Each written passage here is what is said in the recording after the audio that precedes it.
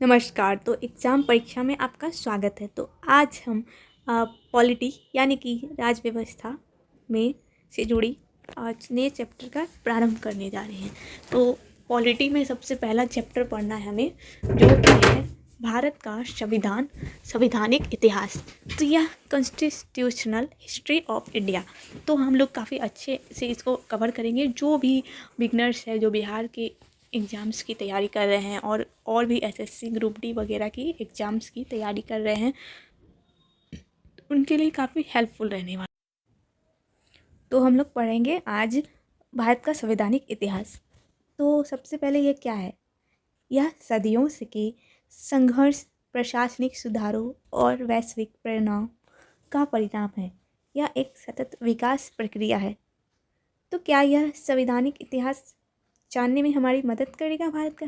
जी हाँ, ये लगभग हम लोग संवैधानिक इतिहास को शॉर्ट में समझने की कोशिश करेंगे कि बिहार का जो संवैधानिक ढांचा किस प्रकार तैयार हुआ। माफ़ कीजिएगा, भारत का संवैधानिक इतिहास ढांचा किस प्रकार बना। तो इसके क्या क्या मतलब एक्ट वगैरह भी हैं। जी हाँ, इसमें काफ़ी एक्ट हैं और शासन के नियम वगैरह भी पढ़ेंगे हम। तो पहले पढ़ लेते हैं आरंभ। तो सबसे पहले कंपनी का शासन या कंपनी का शासन क्या है? तो 1773 में से पहले भारत में यूरोपीय लोग कंपनी स्थापित करके यहाँ पे शासन चला रहे थे। यानी कि गवर्नर वगैरह यहाँ पे स्थापित हो गया था शासन बेसिकली। और फिर इससे फिर क्राउन का शासन आया। यानी कि क्राउन मतलब कि यहाँ का जो रूल चला गया भारत में शासन करने का, वो ब्रिटिश के हाथ में आ गया। और ब्रिटिशों का लगभग क्राउन का शासन 1858 से 1947 को चला। तो यहीं पे गवर्नर और इसके पहले वायसराय यानी कि कंपनी का शासन जब चल रहा था तो उसे वायसराय कहते थे, और जब क्राउन का शासन चल रहा था तो गवर्नर। ठीक है। तो वर्तमान संविधान हमारे बीच में है, तो हम वर्तमान संविधान के बारे में पढ़ेंगे। तो कंपनी के शासन के लिए भी कुछ एक्ट थे। जी हाँ, कंपनी के शासन के लिए लगभग मुझे लगता है कि 1984 तक बहुत सारे एक्ट आए। ठीक है। तो कंपनी का शासन के एक्ट के बारे में कुछ बताएं। वही तो मैं अभी बताने वाली हूँ। कंपनी का शासन 1773 से 1858 तक रहा। ठीक है। कंपनी 1773 का रेगुलेटिंग एक्ट, यह क्या है? तो ये एक ऐसा एक्ट है जिसमें बंगाल के गवर्नर को भारत का गवर्नर जनरल बनाया गया। यानी कि केंद्रीय प्रशासन की नींव रखी गई। भारत का एक गवर्नर जनरल होता है जो कि सारे भारत पर कंट्रोल करता है और भारत के सभी राज्यों प्रांतों में अपने रूल्स को लगाता है, लागू करता है। ठीक है। ठीक है। 1833 का चार्टर अधिनियम, या इसके बारे में मैंने कभी सुना है, लेकिन ये चार्टर एक्ट तो 2-3 तरह के होते हैं। जी हाँ, 1813 का चार्टर एक्ट, 1833 का चार्टर एक्ट और एक 1900 एक और चार्टर एक्ट है। तो 3 तरह के चार्टर एक्ट हैं। तो सबसे मुख्य चार्टर एक्ट वो है 1833 का चार्टर एक्ट। 1833 का चार्टर एक्ट की परिभाषा क्या है, मतलब देख लेते हैं। तो बंगाल के गवर्नर जनरल को भारत का गवर्नर जनरल बनाया गया। ठीक है। लेकिन लॉर्ड विलियम बेंटिक पहले भारत के गवर्नर जनरल थे। तो भारत का पहले गवर्नर जनरल कौन था? तो लॉर्ड विलियम बेंटिक। अब हम कुछ क्राउन के रूल्स को पढ़ेंगे।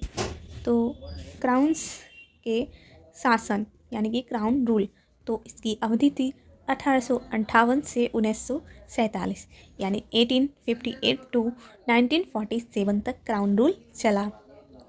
और फाइनली 1947 को हमारा देश आज़ाद हो गया। तो इस अधिनियम में काफ़ी सारे एक्ट आए क्राउन के शासन के समय। तो 1858 का भारत सरकार अधिनियम, तो यह क्या है? यह है शासन क्राउन को, यानी कि 1858 को भारत सरकार का एक नियम आया। ठीक है, जिसमें शासन क्राउन के हाथों में चला गया। ठीक है। और दूसरा क्या हुआ? भारत के वायसराय पद का सृजन हो गया। ठीक है। तो मैंने बताया कि पहले गवर्नर होना था, फिर वायसराय का पद सृजित हो गया। अब हम पढ़ेंगे 1909 का मार्ले मिंटो एक्ट।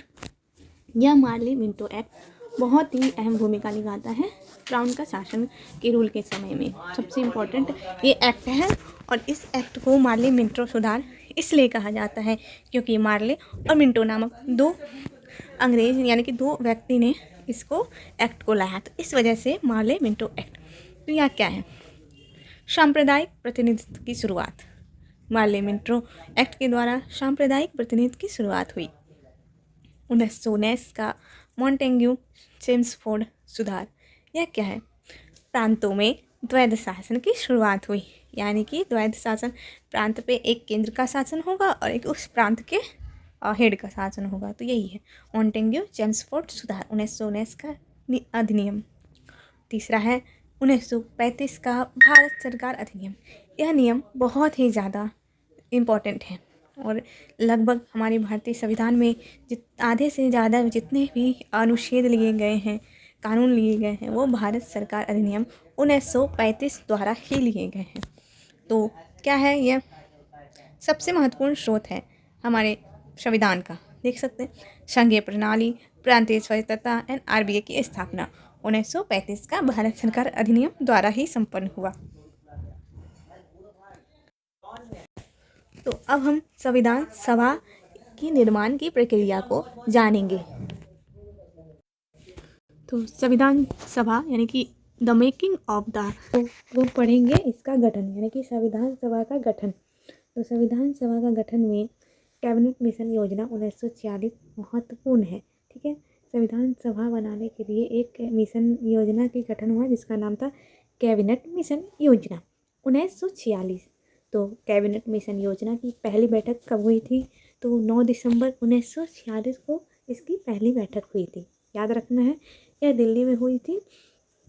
और इसके स्थायी अध्यक्ष कौन थे कैबिनेट मिशन योजना के? तो राजेंद्र प्रसाद, जो कि 11 दिसंबर 1946 को राजेंद्र प्रसाद को कैबिनेट मिशन का अध्यक्ष बनाया गया, यानी कि स्थायी अध्यक्ष। और इसके एक अस्थायी अध्यक्ष कौन थे? वह थे सच्चिदानंद शर्मा, सच्चिदानंद, ठीक है। और फिर प्रारूप समिति अध्यक्ष, तो इसके लिए बहुत सारे अध्यक्ष बने। तो सबसे इम्पोर्टेंट है प्रारूप समिति अध्यक्ष, जो कि इसके अध्यक्ष थे डॉक्टर B.R. अम्बेडकर। और डॉक्टर B.R. अम्बेडकर ने ही संविधान को लिखा और इन्हें संविधान को बनाने में लगभग 2 वर्ष 11 महीने और 18 दिन लगे हैं। अरे वाह, 3 साल में हमारा संविधान बनकर तैयार हुआ। जी हाँ, 3 वर्षों में, लगभग 3 वर्षों में हमारा संविधान बनकर तैयार हुआ। लेकिन मुझे 26 नवंबर और 26 दिसंबर को लेके हमेशा बच्चों को कन्फ्यूजन क्यों हो जाती है? जी हाँ, क्योंकि ये इसको समझना है। देखिए, 26 नवंबर 1946 को संविधान को अपनाया गया। जब संविधान बन गया तो उसे अपनाया गया, ठीक है। इसलिए 26 नवंबर को संविधान दिवस मनाया जाता है। उसे अपनाया गया कि हाँ, ये संविधान का पूर्ण रूप से बन चुका है।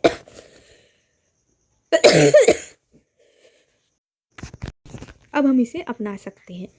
तो और लागू 26 नवंबर का क्या? तो 26 नवंबर 1950 को, यानी कि ठीक 2 महीने बाद को फाइनली संविधान को लागू कर दिया गया पूरे भारत में। 26 जनवरी को इसलिए गणतंत्र दिवस मनाया जाता है। तो अब हम आगे बढ़ेंगे अपने नेक्स्ट स्लाइड पर। तो नेक्स्ट स्लाइड पर आ चुके हैं। तो अब हम पढ़ेंगे भारतीय संविधान के विदेशी स्रोत। विदेशी स्रोत, लेकिन आपने तो कहा कि ज़्यादातर संविधान में 1935 से ही लिए गए हैं, भारत सरकार के अधिनियम से। जी हाँ, लेकिन ज़्यादातर लिए गए हैं, लेकिन कुछ महत्वपूर्ण अनुच्छेद और नियम कानून विदेशी स्रोत से भी लिया गया। इसलिए भारत का संविधान विश्व का सबसे लंबा लिखित संविधान माना जाता है। तो हम पढ़ते हैं भारतीय संविधान में क्या क्या हमारे विदेशी से लिया गया। ठीक है, तो सबसे पहले हम अमेरिका में से शुरुआत करेंगे। अमेरिका से मौलिक अधिकार लिया गया और न्यायिक पुनरावलोकन को अमेरिका से ही लिया गया और राष्ट्रपति पर महाभियोग भी अमेरिका द्वारा ही लिया गया। तो ये अमेरिका से 3 मुख्य नियम हम लोगों ने भारतीय संविधान में हमारे देखने को मिलते हैं। अब हम आते हैं ब्रिटेन की ओर। तो ब्रिटेन से संसदीय सरकार को लिया गया, कानून का शासन लिया गया और एकल नागरिकता लिया गया। तो ब्रिटेन संसदीय सरकार, कानून का शासन और एकल नागरिकता। ठीक है, तो अब हम आगे बढ़ेंगे। कनाडा, तो कनाडा से सशक्त केंद्र के साथ संघीय व्यवस्था, यानी कि केंद्र और संघीय व्यवस्था जो लिए गया है वह कनाडा से लिया गया है। और दक्षिण अफ्रीका, तो दक्षिण अफ्रीका से संविधान संशोधन की प्रक्रिया को ली गई है। और आयरलैंड से हमारा राज्य की नीति निर्देशक तत्व आयरलैंड से लिए गए हैं।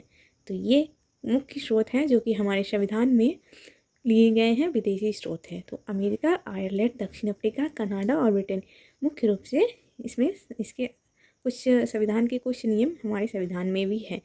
तो आगे की स्लाइड में हम बढ़ेंगे। तो अब हम काफ़ी कुछ पढ़ चुके हैं भारत का संवैधानिक इतिहास के बारे में। ठीक है, तो अब हम पढ़ेंगे निष्कर्ष और महत्वपूर्ण तथ्य, ताकि जो हम लोगों ने पढ़ा है उसको एक बार फिर से अच्छे से दिमाग में बैठा सके। तो संविधान की मूल प्रति प्रेम बिहारी नारायण रायजादा द्वारा हस्तलिखित है। ठीक है, जो संविधान की मूल प्रति है हमारे संविधान की, उसको प्रेम बिहारी नारायण ने शहजादा द्वारा लिखा गया है, जो कि हस्तलिखित है। ठीक है, हैंड रिटन है एंड इंक बोर्ड से लिखा गया है।